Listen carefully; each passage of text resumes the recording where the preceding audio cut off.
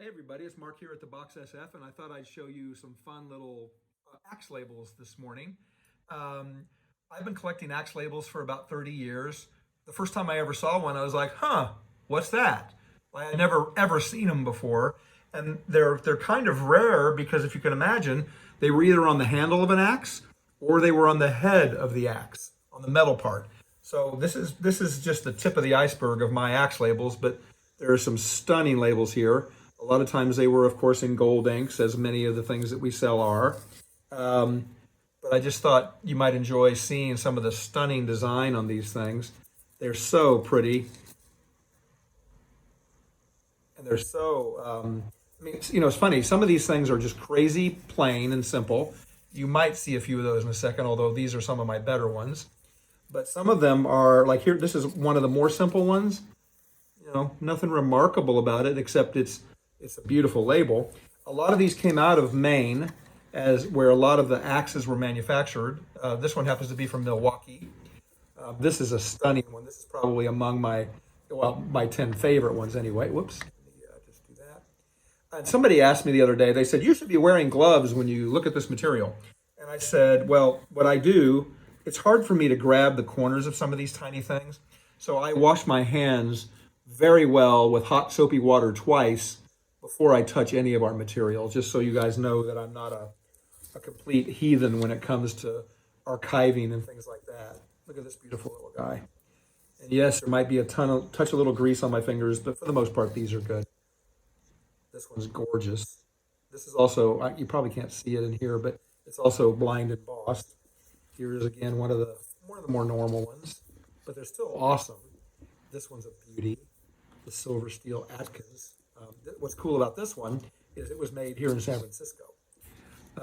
Here's another beautiful one, the New Little Giant, Oakland, Maine. Here's another one of my all-time favorites, also from Oakland, Maine. And then here's a gorgeous rare label. It's the old Heinz. It was from Vermont. Lumberman's Pride.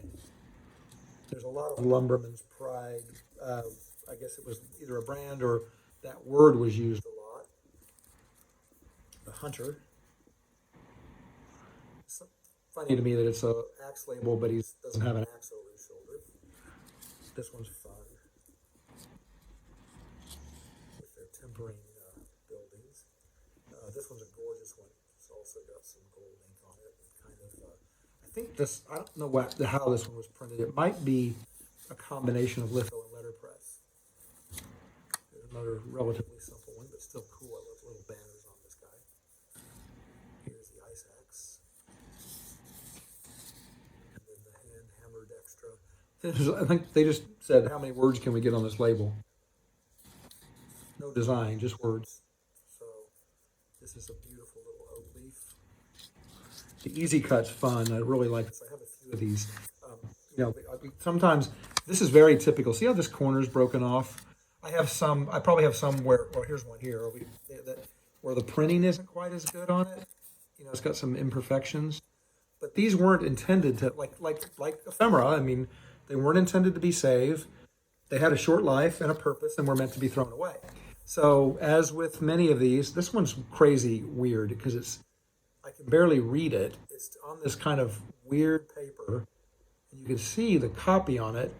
But anyway, most of these things should never have even survived. They were on the cover of an axe, handle or label. And as soon as you chopped into wood, they would come off. Or as soon as people didn't really bother to take them off. So every once in a while, I'll find some that are, still on the axe heads and stuff. I just don't buy them because I'm not going to be shipping axe heads around the world.